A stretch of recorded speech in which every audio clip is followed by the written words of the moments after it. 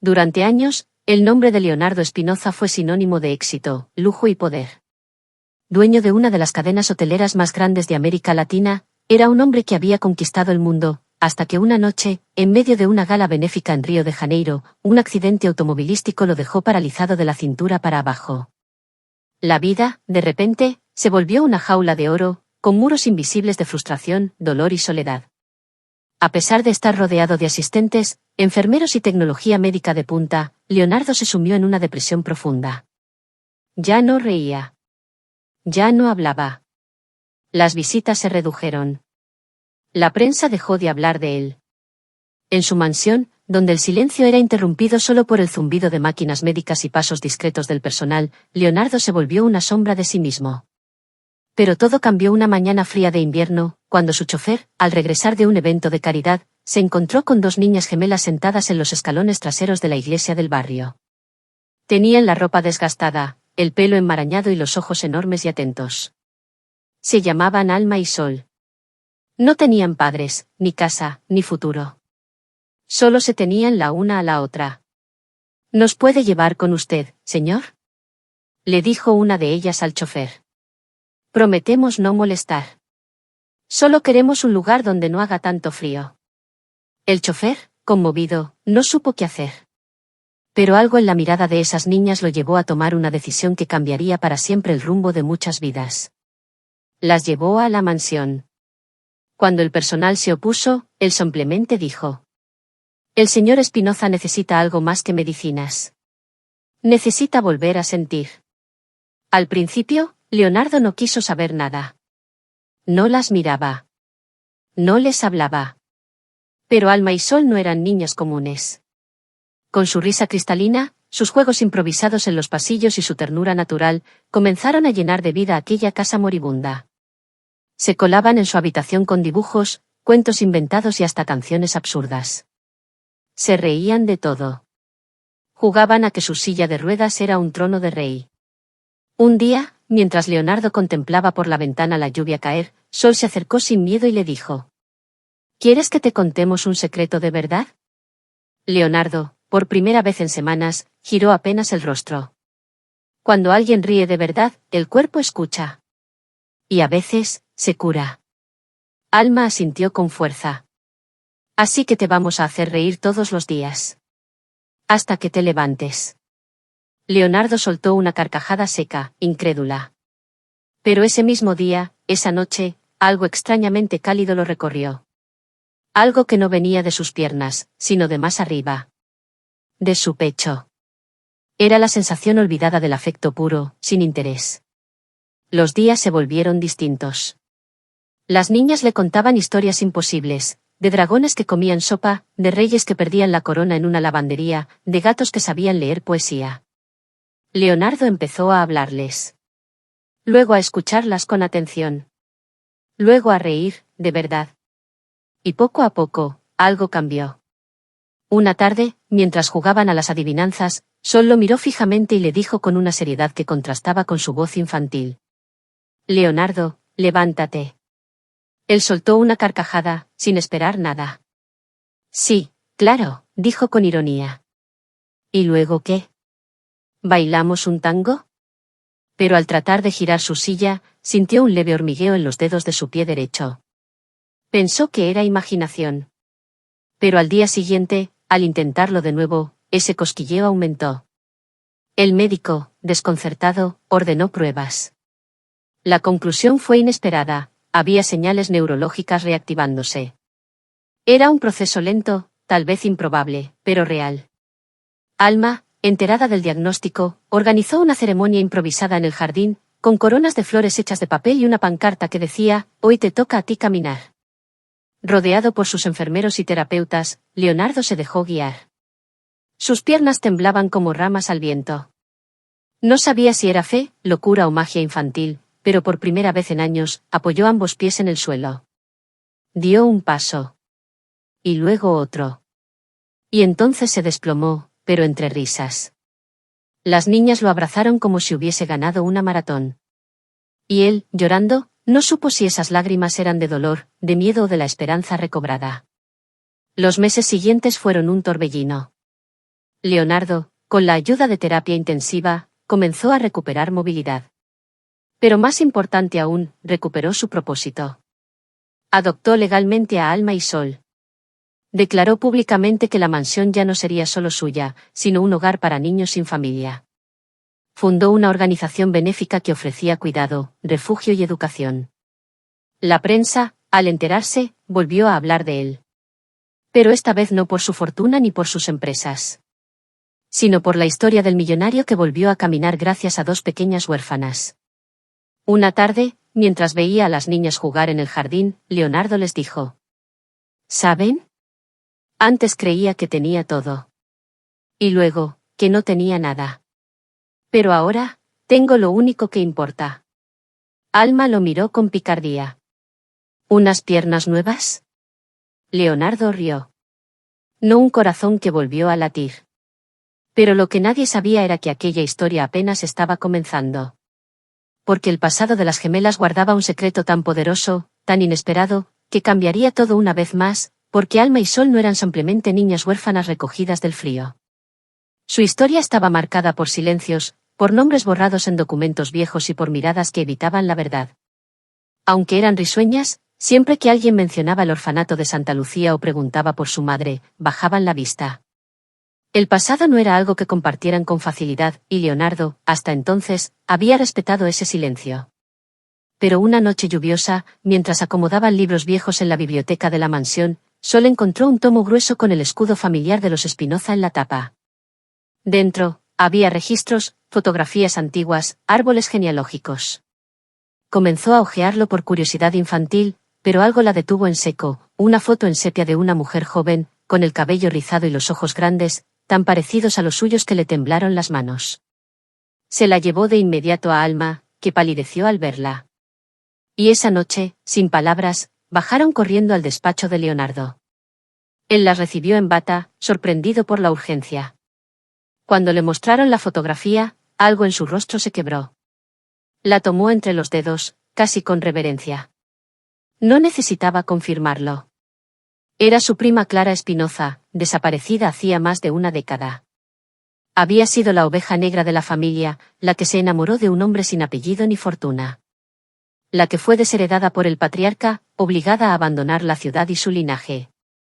Leonardo la había buscado, en secreto, en los años posteriores, pero nunca logró encontrarla. Ni a ella, ni al supuesto hijo que se decía que tuvo. O hijos. La garganta se le cerró.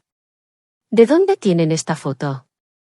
Alma, tragando saliva, apenas logró susurrar.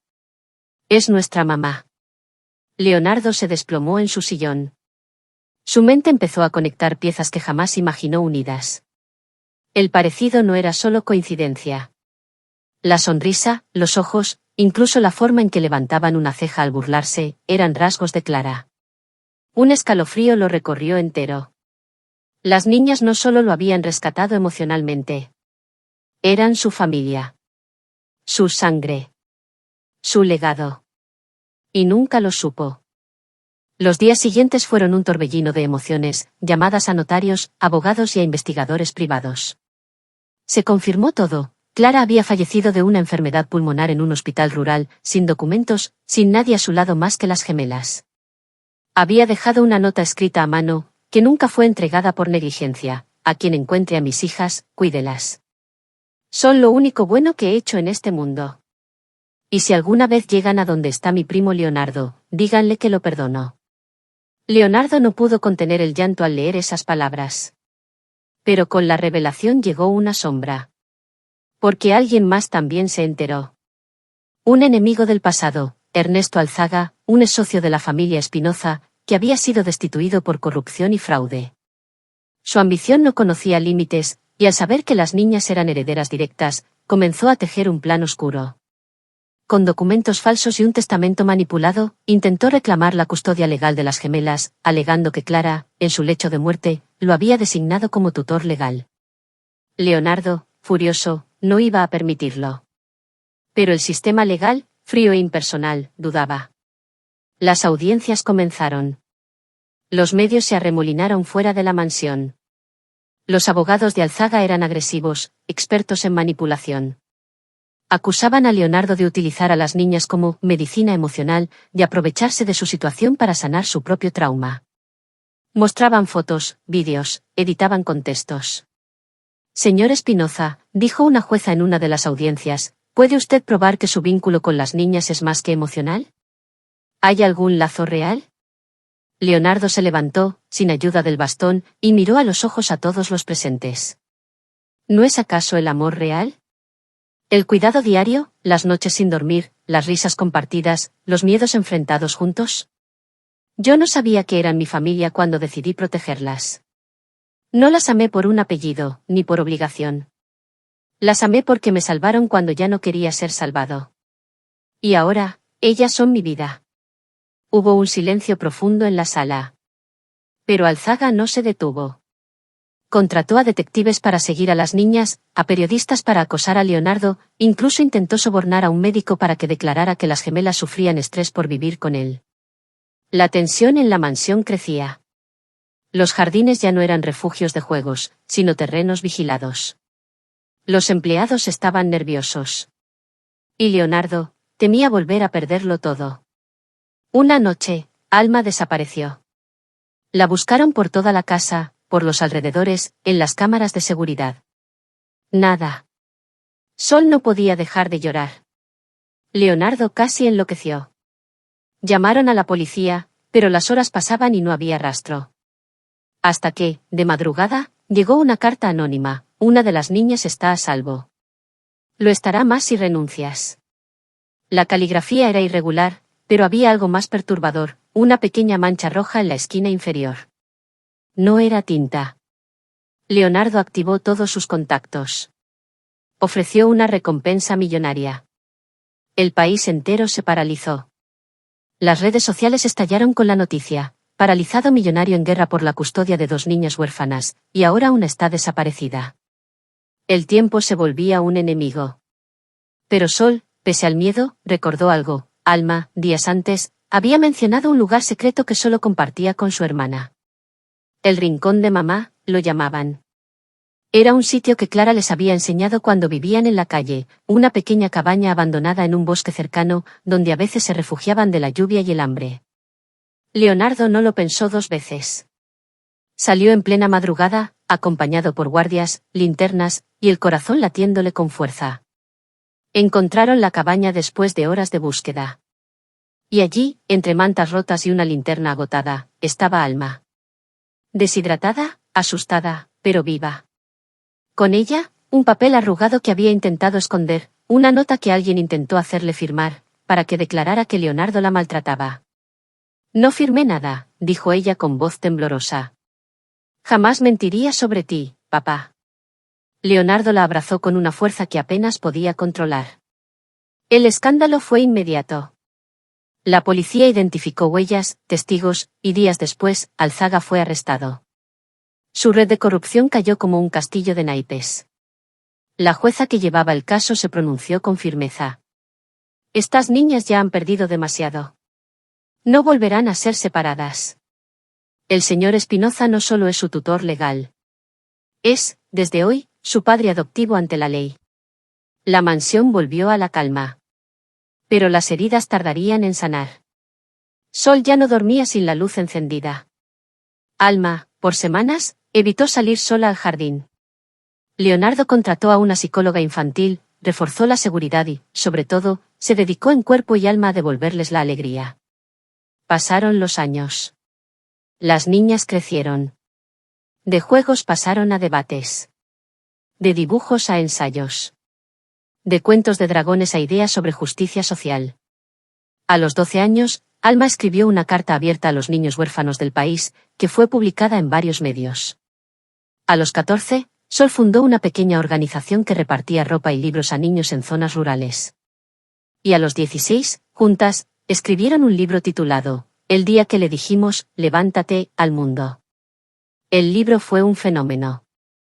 No solo por la historia que contaba, sino por el mensaje que transmitía, que el amor, la familia y la fe, por improbable que parezcan, pueden vencer cualquier diagnóstico, cualquier sentencia, cualquier muro. Leonardo, ya mayor, caminaba con bastón. Su cuerpo no era el de antes, pero su espíritu era invencible. Se convirtió en orador invitado en universidades, fue homenajeado en Naciones Unidas, e incluso se le propuso un documental que contara su historia. Pero él siempre respondía: no es mi historia. Es la de ellas. Yo solo soy el capítulo en el que volvieron a creer.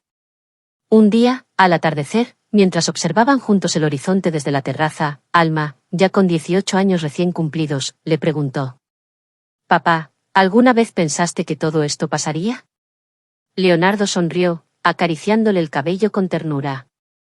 «Nunca. Pero tú y tu hermana me enseñaron que lo imposible no existe, si se dice con el corazón».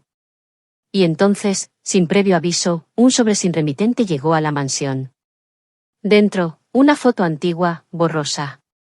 3 personas en una plaza: Clara, un hombre alto de rostro apenas visible, y un bebé en brazos.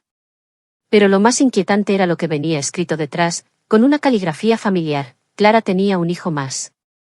Él está vivo. Y los está buscando. El mundo, otra vez, cambió. La fotografía se convirtió en el epicentro de un nuevo torbellino de preguntas. Leonardo, Alma y Sol la observaron durante horas, analizando cada sombra, cada silueta, cada detalle imperceptible, como si las respuestas pudieran brotar del papel mismo. La figura masculina era difícil de distinguir, el rostro estaba ligeramente girado, y la calidad de la imagen no ayudaba, pero algo en su postura, en la forma en que abrazaba a Clara, sugería una cercanía íntima. Y luego, el bebé, un niño de apenas unos meses, arropado con una manta que tenía bordadas pequeñas estrellas celestes. Sol fue la primera en hablar. «¿Por qué nadie nos dijo nada? Mamá tuvo un hermano mayor que nosotros». Alma frunció el ceño. «Tal vez fue separado de ella antes de que nosotras naciéramos». Leonardo, sin pronunciar palabra, se levantó, se dirigió a la biblioteca y comenzó a revisar antiguos álbumes, cartas, registros familiares. Durante horas, con los ojos enrojecidos por la tensión, repasó todos los archivos que había acumulado desde que las niñas llegaron a su vida.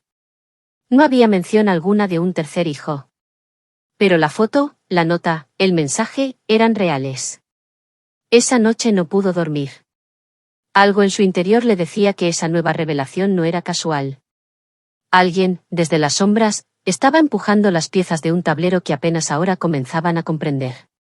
Si Clara había tenido un hijo mayor, ¿por qué lo ocultó? ¿Por qué no lo mencionó en la nota que dejó antes de morir? A la mañana siguiente, Leonardo contactó al mismo investigador privado que lo ayudó a esclarecer el pasado de Clara. Le entregó la fotografía, los detalles del caso, y una simple instrucción: encuéntralo. Sea quien sea. Pasaron semanas sin respuesta. Alma y Sol continuaban con su vida, la universidad, sus proyectos sociales, conferencias, entrevistas.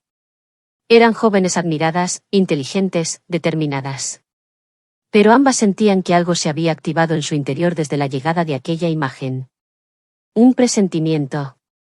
Un lazo invisible. Como si una parte olvidada de ellas estuviera llamando desde muy lejos. Entonces, un martes nublado, mientras Leonardo leía en el invernadero, su asistente entró apresurada. «Señor Espinoza, ha llegado alguien. Dice que es urgente». En el vestíbulo, de pie, un joven de unos 23 años esperaba en silencio.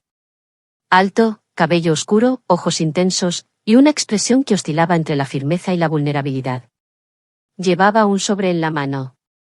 Cuando Leonardo se acercó, el joven se cuadró, como si hubiese estado ensayando ese momento toda su vida.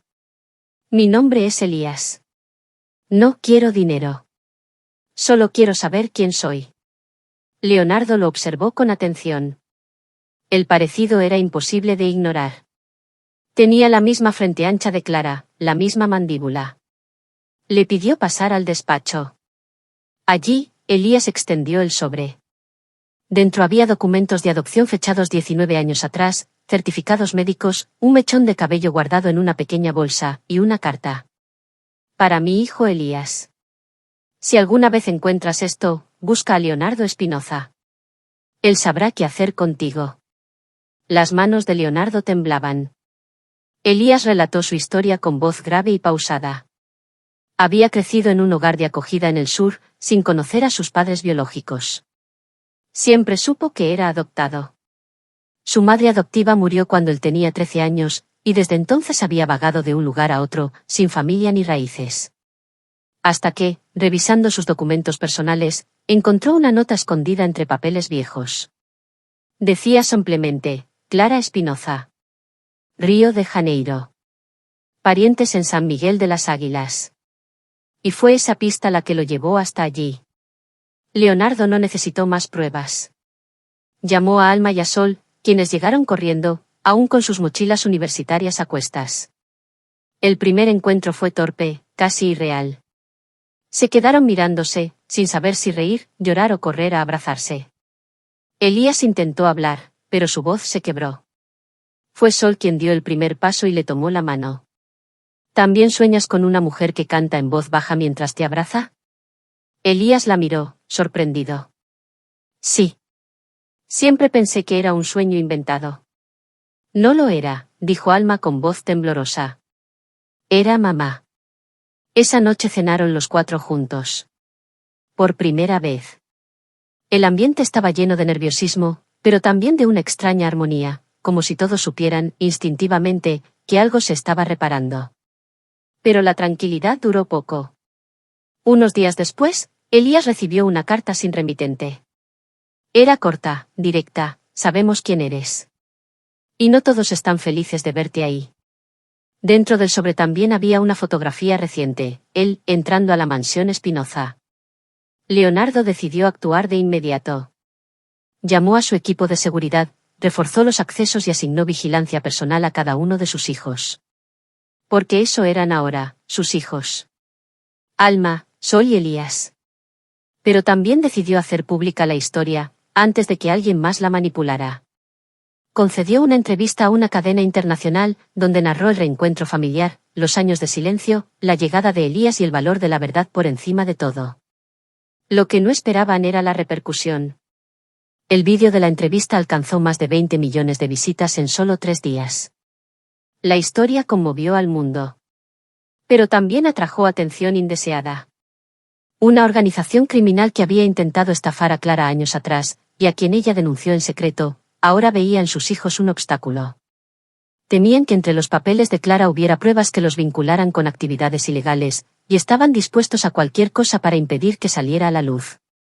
Una noche, una camioneta sin placas intentó ingresar a la mansión. La seguridad logró detenerla, pero el mensaje fue claro, estaban siendo observados. Leonardo ordenó trasladar a sus hijos a una propiedad privada en la sierra, escoltados, hasta esclarecer la amenaza. Allí, en medio del bosque y rodeados de naturaleza, los 3 hermanos comenzaron a conocerse de verdad. Caminaron por senderos ocultos, compartieron recuerdos, reconstruyeron fragmentos de la infancia que hasta entonces eran huecos. Elías les enseñó a pescar. Sol le enseñó a bailar bachata. Alma compartió su amor por la escritura. Por las noches, leían juntos pasajes del diario de Clara, que encontraron escondido en una caja secreta en la biblioteca. En una de esas páginas, Clara escribía: Si algún día mis hijos vuelven a encontrarse, si logran sobrevivir al olvido, les ruego una cosa, no dejen que el pasado los divida. Que el amor los mantenga unidos. Porque en ellos dejé lo mejor de mí. Esas palabras se volvieron un juramento silencioso. Y también un escudo. Porque cuando regresaron a la ciudad, encontraron que el enemigo había cometido un error. En su desesperación, alguien había atacado a uno de los antiguos amigos de Clara, un periodista retirado que guardaba pruebas incriminatorias. Lo dejaron malherido, pero sobrevivió. Y decidió hablar. Con su testimonio, las autoridades comenzaron una investigación formal. Y allí, en archivos polvorientos, encontraron lo que Clara había ocultado durante años, un conjunto de grabaciones, notas y nombres que vinculaban a varios empresarios corruptos con tráfico de influencias, fraude fiscal y amenazas contra testigos, entre ellos ella misma. Las pruebas fueron entregadas a la fiscalía. La reacción fue inmediata. Se realizaron allanamientos, arrestos. La red comenzó a desmoronarse. Pero sabían que el golpe final requería algo más fuerte. Entonces, Alma, Sol y Elías decidieron hacer algo arriesgado. Convocaron una rueda de prensa internacional, donde juntos, leyeron fragmentos del diario de su madre, mostraron pruebas, y pidieron protección judicial para otros niños víctimas de redes de corrupción. El mundo los escuchó. El caso, Clara Espinoza, se convirtió en un símbolo. Miles de personas marcharon en las calles. Los medios internacionales cubrieron cada detalle. La presión fue tal que el gobierno destinó un fondo especial para proteger a menores en situación de abandono y revisar viejos casos ignorados. Y en medio de ese caos, Leonardo miraba a sus hijos y sentía que todo lo vivido, el accidente, la parálisis, las pérdidas, las sombras, habían sido necesarias para llegar allí. Una tarde, mientras caminaban juntos por el viejo jardín de la mansión, con los rosales en flor y el cielo cubierto de nubes suaves, Elías se detuvo y preguntó: ¿Y ahora qué? Leonardo lo miró con una sonrisa tranquila. Ahora, lo que ustedes decidan construir. Porque el pasado les había sido impuesto. Pero el futuro les pertenecía. El viento movía suavemente las ramas de los eucaliptos del jardín, y un aroma fresco llenaba el aire mientras los cuatro seguían caminando entre los senderos de piedra. Alma llevaba un cuaderno de notas entre las manos, donde había comenzado a escribir un nuevo proyecto social, uno que surgía del dolor transformado en propósito, una red de hogares para niños en situación de calle que no solo ofreciera techo y comida, sino amor, acompañamiento psicológico y herramientas para un futuro digno. Sol, por su parte, hablaba con entusiasmo sobre su deseo de estudiar Derecho. Quería luchar desde las leyes, enfrentarse al sistema que había fallado a tantos. Leonardo la escuchaba con admiración. Aunque su cuerpo ya no tenía la fuerza de antaño, su mente se mantenía afilada y su corazón, abierto. Elías caminaba a su lado, en silencio, pero observando cada gesto de sus hermanas, como si tratara de absorber años de distancia en una sola tarde. El mundo alrededor de ellos seguía girando. La investigación sobre la red criminal que Clara había denunciado había tomado una fuerza inesperada. El testimonio del periodista sobreviviente, combinado con los documentos que los hijos de Clara presentaron, abrió una grieta profunda en los cimientos de un sistema podrido. Muchos de los implicados tenían poder, recursos, vínculos con figuras influyentes. No caerían sin presentar batalla. Y la batalla comenzó. El primer golpe fue mediático, artículos de opinión tratando de desacreditar a Clara, insinuaciones sobre su vida personal, dudas sembradas sobre la veracidad del diario. Leonardo, con toda su experiencia empresarial, entendió el patrón de inmediato. Era una campaña de desinformación orquestada para dividir la opinión pública. En respuesta, organizó un equipo de comunicación, contrató a periodistas éticos y creó un sitio web donde se publicaron todos los documentos originales de Clara, incluyendo las grabaciones que había hecho en secreto antes de su muerte. La transparencia fue su arma. Y funcionó. Los medios cambiaron el tono. La sociedad comenzó a ver en Clara no a una mujer atormentada por su pasado, sino a una madre que, con las herramientas que tuvo, enfrentó a gigantes para proteger a sus hijos. El nombre Espinoza, que alguna vez se asoció solo a riqueza y poder, ahora era sinónimo de lucha, integridad y transformación. Pero entonces, cuando parecía que las aguas comenzaban a calmarse, un suceso sacudió los cimientos de todo. Una mañana, mientras Sol salía de la universidad, fue interceptada por dos hombres que intentaron introducirla a la fuerza en una camioneta negra. Gritó con toda su fuerza, mordió, pateó, y logró soltarse gracias a la intervención de un transeúnte. La policía llegó minutos después. Leonardo fue notificado de inmediato, y esa misma noche reunió a sus hijos en la biblioteca. No estamos jugando, dijo con voz grave. Esta gente no tiene límites. Pero tampoco nosotros. La decisión fue unánime, no se esconderían. No cederían. Contrataron seguridad privada de élite, reforzaron todas sus rutas, instalaron dispositivos de rastreo y cámaras personales. Más aún, Sol se negó a suspender su semestre. Alma continuó con sus conferencias. Y Elías, que había estado más callado, más reservado, tomó una decisión propia. Entró en una escuela de formación policial. Si hay una guerra, quiero estar del lado correcto, le dijo a Leonardo. No solo como víctima. Como parte de la solución. Leonardo sintió una mezcla de orgullo y temor. Pero no lo detuvo. Porque sabía que sus hijos ya no eran niños. Y que la historia que estaban escribiendo ahora no era de dolor, sino de resistencia. Una noche, mientras revisaban documentos antiguos en la biblioteca, Alma encontró una carta que ninguno había visto antes. Estaba oculta dentro de una de las tapas del diario de Clara, entre el cartón y la tela. La tinta estaba desvaída, pero aún legible. Para cuando ya no esté. Si alguna vez encuentran esto, es porque sobrevivieron. Y si sobrevivieron, entonces hay esperanza. Esta carta no es solo para decir que los amo, sino para advertirles algo que nunca pude decir en voz alta. La red que me persiguió, no comenzó conmigo. Viene de más atrás. De dentro de nuestra propia familia. Leonardo palideció. ¿Qué está diciendo? La carta continuaba. El patriarca Espinoza, mi abuelo, tuvo tratos con personas peligrosas durante la dictadura. Tráfico de influencias, lavado de dinero, desapariciones. Algunos documentos están guardados en la bóveda de la finca de los Alerces, bajo el nombre de don Álvaro. Quienes me persiguen no solo quieren silenciar mi historia, sino borrar la verdad sobre lo que nuestra familia permitió. Si deciden ir, háganlo con cuidado. Y nunca solos. Elías apretó los puños. Entonces no es solo un enemigo externo. Hay algo podrido desde dentro. Leonardo cerró los ojos. Recordaba la finca de los Alerces. Era una de las propiedades más antiguas de los Espinoza, abandonada desde hacía décadas, supuestamente inhabitable tras un incendio parcial. Pero ahora sabía que debía volver.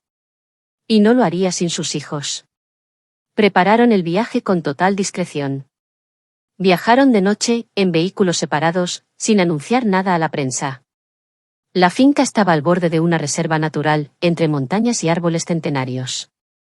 Al llegar, encontraron el lugar cubierto de maleza, con paredes agrietadas y ventanales cubiertos de hollín. El silencio era tan denso como el polvo acumulado. Entraron con linternas y máscaras, protegiéndose de las esporas. Buscaron durante horas. Nada. Hasta que Sol notó que una de las baldosas del estudio tenía una diferencia sutil, estaba apenas suelta. Al levantarla, encontraron una tapa metálica. Leonardo forzó la cerradura. El chirrido oxidado dio paso a una pequeña escalera que descendía a un sótano oculto. La bóveda estaba allí. Dentro, cajas selladas, grabaciones en casete, documentos amarillentos, fotografías en blanco y negro. Todo apuntaba a una red que operó durante más de 40 años, con ramificaciones en empresas, gobiernos locales, e incluso fundaciones benéficas. Nombres conocidos. Rostros públicos. Firmas. El material fue embalado con sumo cuidado y trasladado en secreto a un notario de confianza. Y entonces decidieron dar el golpe final. Organizaron una rueda de prensa con acceso restringido. Convocaron a la Fiscalía General, a organismos internacionales, a representantes de derechos humanos. Elías, con su uniforme de la academia, fue el encargado de leer el comunicado oficial. Alma presentó los documentos. Sol mostró los vínculos legales que habían descubierto. Leonardo cerró la conferencia con una declaración poderosa. Esta historia comenzó con el silencio, pero termina con la verdad. La reacción fue sísmica. Renuncias, arrestos, fugas. La estructura de poder que había protegido la impunidad por generaciones empezó a desplomarse. Pero con cada victoria, también llegaban más peligros. Amenazas veladas, movimientos sospechosos, vigilancia constante.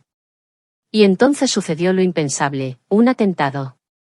Un explosivo fue colocado en el vehículo blindado que transportaba a Leonardo. Afortunadamente, ese día no lo usó. Un error logístico lo obligó a tomar otro auto. Pero su chofer, Luis, que había estado con él por más de 20 años, murió en la explosión. Fue el golpe más duro. La tristeza envolvió la casa como una neblina. Leonardo no hablaba. Sus hijos lo cuidaban en turnos, pero sabían que esa muerte lo había atravesado. Porque Luis no era solo su chofer. Era su amigo, su confidente, su hermano de vida. Al funeral asistieron miles. Pero también hubo quienes lo vieron como una advertencia. Una noche, mientras el viento golpeaba las ventanas y el sonido de la lluvia se mezclaba con el silencio de la casa, Elías se sentó junto a su padre. ¿Vale la pena todo esto, papá? Leonardo levantó la mirada, cansada pero firme. Si me rindo ahora, entonces sí habrán ganado. Elías asintió. Ya no había vuelta atrás. Y así, con el alma desgarrada pero la voluntad intacta, la familia Espinoza continuó. Unidos. Atentos. Cuidándose entre ellos. Reescribiendo su historia palabra por palabra, verdad por verdad. Y sin saberlo aún, estaban por descubrir que aún quedaba una pieza más. La más oscura. La más inesperada. La que dormiría durante décadas bajo tierra, esperando ser desenterrada, por sangre de su propia sangre.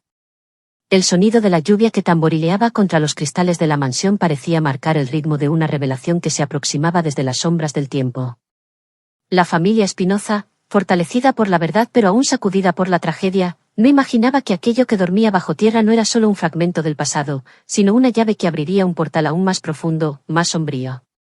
Elías, en sus noches de insomnio, recorría mentalmente cada documento que habían desenterrado, cada fotografía, cada nombre. Fue en una de esas madrugadas cuando encontró algo extraño. Era una hoja suelta, casi imperceptible, que se había deslizado dentro de un cuaderno viejo. No tenía más que una frase escrita a máquina, sin fecha, sin firma: el niño que no nació murió en el vientre de la traición. Acompañado, abajo, de unas coordenadas. Al principio pensó que era algún error. Tal vez una nota poética, una metáfora escrita por alguien perturbado. Pero la inquietud no lo dejaba dormir.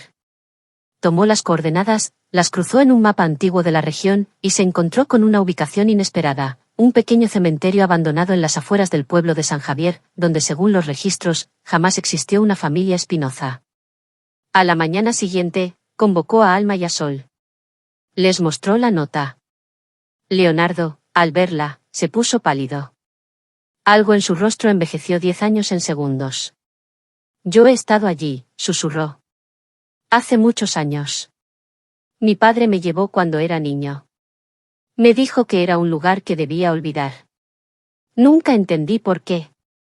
Decidieron ir esa misma semana, en silencio, sin informar a nadie. Llegaron al anochecer, cuando la niebla cubría los campos y el aire olía a humedad antigua. El cementerio estaba cubierto de maleza y cruces oxidadas, muchas sin nombre. Pero las coordenadas los llevaron a una zona más alejada, oculta entre dos sauces enormes. Allí, encontraron una lápida pequeña, enterrada a medio metro de profundidad bajo tierra. Tenía una inscripción extrañamente nueva, en piedra blanca. D.C. 1977. Hijo no nacido. Mártir del silencio. Nada más. Elías se arrodilló frente a la lápida. Sentía algo agitarse en su pecho, como si los huesos reconocieran lo que la razón aún no comprendía. Alma acarició el mármol con dedos temblorosos. Leonardo no se movía. Fue entonces cuando Sol, inspeccionando el suelo alrededor, notó algo sobresalir de entre las raíces: un pequeño cilindro metálico, como una cápsula de tiempo. Al abrirlo, encontraron un documento plastificado y una fotografía en blanco y negro. En la imagen, Clara, visiblemente embarazada, aparecía abrazando a un hombre de rostro borroso, y detrás de ellos, un símbolo grabado en la pared de piedra, el emblema de una organización que Leonardo reconoció al instante. Esto no puede ser.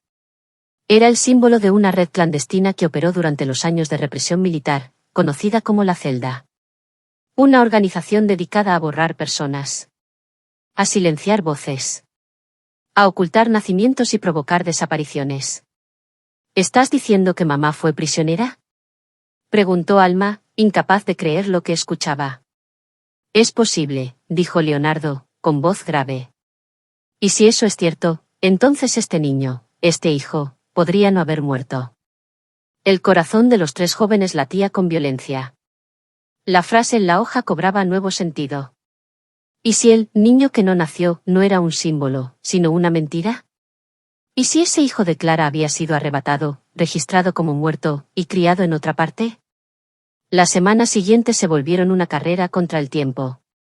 A través de contactos en el gobierno, Leonardo consiguió acceso a archivos desclasificados de la época. Descubrieron que, efectivamente, Clara había sido detenida en 1977 bajo otro nombre, acusada de subversión intelectual, por organizar círculos de lectura en barrios marginales. Fue retenida durante 6 meses en una instalación secreta. Y luego, desapareció de los registros. Pero lo más desconcertante fue un documento que encontraron enterrado entre miles de archivos, un certificado de nacimiento sellado por un hospital militar, fechado en junio de 1977, con el nombre del recién nacido tachado, pero con una huella digital diminuta aún visible. Elías lo sostuvo en sus manos como si fuera una bomba de tiempo. Esto confirma que el bebé nació. Leonardo asintió con los ojos fijos en el suelo. Y alguien lo tomó.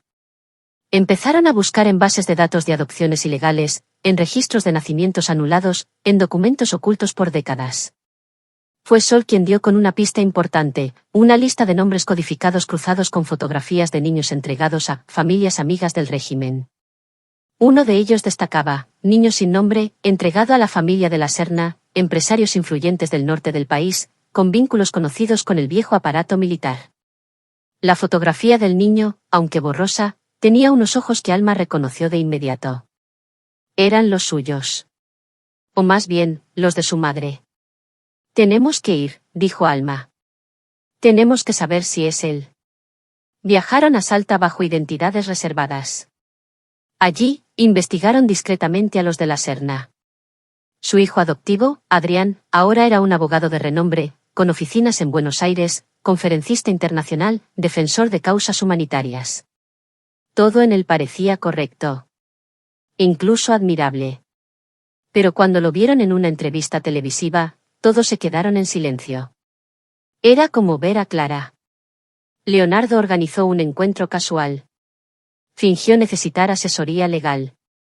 Adrián los recibió con cortesía, profesionalismo, pero cuando vio a Alma y a Sol, su expresión cambió. Fue apenas un segundo. Un gesto que no pasó desapercibido para nadie. ¿Nos conocemos?, preguntó, confundido. De algún lugar, respondió Alma, con una media sonrisa. ¿Tú naciste en Salta? No. Al menos, eso creo. Mis padres dicen que nací en Jujuy. Pero no tengo muchos detalles. Fue una época complicada. Entonces Sol le mostró una fotografía. La misma de Clara embarazada, la que encontraron en el cementerio. Adrián palideció. ¿Quién es esta mujer? Tu madre, respondió Elías. Nuestra madre. Adrián no supo qué decir. Se levantó, salió de la oficina sin una palabra. Tardaron 10 minutos en encontrarlo en el estacionamiento, sentado en el suelo, con las manos en la cabeza, temblando. He tenido sueños toda mi vida, dijo con voz rota. De una mujer que canta y me acaricia la frente. Pero siempre pensé que era una invención de mi mente. Algo que me decía que no todo era mentira. Las pruebas de ADN confirmaron lo que todos ya sabían. Adrián de la Serna era el primer hijo de Clara Espinoza. Había sido robado, registrado bajo otro nombre, criado por una familia rica que jamás le contó la verdad. El reencuentro fue lento, lleno de silencios, de abrazos medidos, de miradas largas. No era fácil aceptar que todo lo que uno creyó sobre su origen había sido una construcción ajena. Pero el amor, como tantas veces en esa historia, volvió a abrirse paso. Ahora eran 4. 4 hijos de una mujer que se atrevió a desafiar al poder. 4 voces decididas a hablar por quienes nunca fueron escuchados. Y mientras el mundo observaba, la familia Espinoza preparaba su siguiente movimiento. Porque sabían que no bastaba con revelar el pasado. Había que construir un futuro. Uno donde ninguna historia como la suya volviera a repetirse. El sol caía como una caricia cálida sobre el viejo jardín de la mansión Espinoza, donde los árboles, antaño mudos testigos de la tragedia, ahora danzaban al ritmo de una nueva historia. Leonardo, sentado en su silla de ruedas bajo la sombra de un naranjo, observaba a sus 4 hijos desde la distancia: Alma, Sol, Elías y ahora, Adrián. 4 almas tejidas por el mismo hilo invisible de una mujer que había amado tanto, que incluso desde la tumba seguía uniendo piezas con manos invisibles. El silencio que envolvía el jardín no era incómodo, era reverente. Cada uno de ellos llevaba una carga, un eco del pasado, pero también una promesa: no permitir que el horror se repitiera. Desde que la verdad salió a la luz, la historia de Clara había llegado a los medios, primero como una curiosidad de archivo, y luego como un símbolo de resistencia. Las redes sociales estallaron, los noticieros abrían con su rostro, y cientos de mujeres de todo el país, antes silenciadas, comenzaron a hablar. Pero nada había preparado al mundo para lo que vendría después. La familia Espinoza decidió publicar, sin censura, el archivo completo. Fotografías, cartas, certificados falsificados, incluso grabaciones obtenidas de viejos funcionarios del régimen. Todo. Querían que la historia se contara sin filtros, sin adornos, sin política. Solo verdad. Pura. Cruda. Transformadora. En menos de una semana, el material se volvió viral. Jóvenes marchaban con el rostro de Clara impreso en camisetas. Universidades dedicaron jornadas completas a estudiar su caso. Y poco a poco, otras familias comenzaron a salir de la oscuridad. Se abrieron investigaciones. Se reabrieron juicios. Los nombres de los torturadores volvieron a resonar. Ya no con miedo, sino con justicia en los labios de un pueblo despierto. Leonardo, que durante años había vivido encerrado en su propia sombra, encontró en todo esto una nueva razón para vivir. Y un milagro, inesperado, comenzó a gestarse. Una mañana, mientras intentaba incorporarse en la cama con la ayuda de Elías, sintió un ardor extraño en los músculos.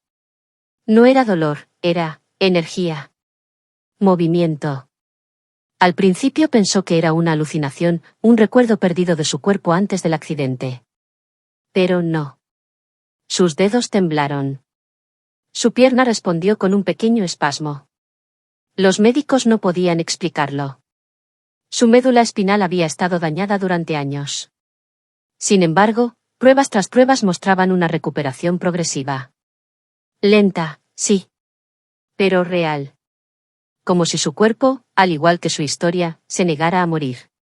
Cuando Alma y Sol se enteraron, corrieron a su habitación. Papá, dijo Sol, con lágrimas en los ojos. ¿Lo sentiste? Leonardo asintió, emocionado. Alma lo miró fijamente, como si estuviera viendo algo más allá del cuerpo, algo que trascendía lo físico.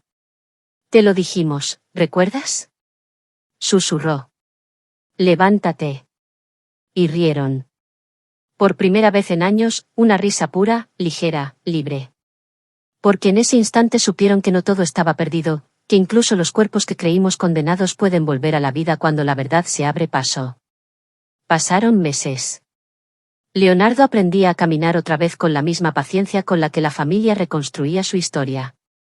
Adrián, que había vivido en la opulencia con una identidad robada, se convirtió en abogado de víctimas del terrorismo de Estado. Fundó una organización con sus hermanos, Herencia Clara. Un nombre que, para miles, comenzó a significar esperanza. La mansión Espinoza, que había sido testigo de secretos, se transformó en un centro cultural y de memoria. Allí, sobrevivientes podían contar sus historias, jóvenes podían aprender, y artistas pintaban murales en honor a los caídos. El antiguo despacho de Leonardo se convirtió en una biblioteca abierta. El salón principal, en un teatro donde se representaban fragmentos de las cartas de Clara. Y en el jardín, una estatua en bronce mostraba su figura con los brazos abiertos, recibiendo a cada visitante. Una mañana, durante un evento multitudinario, Leonardo se acercó al podio. Todos guardaron silencio. Iba apoyado en un bastón, acompañado por sus 4 hijos. Cada paso era un mensaje: estoy de pie, y no por milagro, sino por amor. Nunca imaginé que esta historia, comenzó con voz profunda, sería la que me devolvería la vida. No por los aplausos. No por el reconocimiento. Sino porque me enseñó que el dolor, cuando es compartido y transformado, puede convertirse en motor de cambio. Yo creí que estaba acabado. Pero mis hijas me recordaron que aún podía levantarme. Que aunque los huesos estén rotos, el alma puede sanar. Y cuando el alma sana, el cuerpo responde. El aplauso fue tan fuerte que muchos lloraron. Gente de todas partes del país, incluso de otros continentes, estaban presentes. Porque la historia de Clara no era solo una tragedia argentina. Era un espejo para todas las naciones heridas. Era la prueba de que las heridas no sanan ocultas, sino expuestas a la luz. Elías se convirtió en escritor. Publicó un libro titulado Mi madre fue un secreto, que se tradujo a más de 20 idiomas. Alma y Sol, además de mantener el centro cultural, viajaban por el país educando a comunidades en derechos humanos, llevando su historia a lugares donde el silencio aún reinaba. Adrián, por su parte, renunció a todos sus privilegios, incluso a su apellido adoptivo. Quería ser Espinoza, no por genética, sino por convicción. Una noche, todos reunidos bajo el cielo estrellado, recordaron la última carta de Clara. Estaba escrita en una servilleta, con una tinta casi desvanecida, pero sus palabras seguían tan vivas como el primer día. Si alguna vez mis hijos me recuerdan, no me lloren. Llévenme en los pasos que den, en cada acto de amor, en cada vez que se atrevan a decir la verdad cuando todos callan. No fui mártir, fui madre. Y por ustedes, lo volvería a ser 1000 veces. El viento sopló suave. Y en ese momento, Alma tomó la mano de Leonardo. Mamá está aquí, dijo. En todo esto. En cada palabra. En cada paso que das. Leonardo asintió con los ojos brillantes. Sí. Ella nos dio vida. Y ahora, nosotros le damos futuro. Y así, sin redobles, sin fuegos artificiales, pero con el peso poderoso de una historia vivida hasta el hueso, la familia Espinoza se convirtió en algo más que un nombre. Se convirtió en símbolo. En raíz. En árbol firme frente a la tormenta. Y en cada rincón donde una injusticia intentaba florecer, la voz de Clara, multiplicada en la de sus hijos, resonaba más fuerte que nunca. Levántate. Aún hay camino.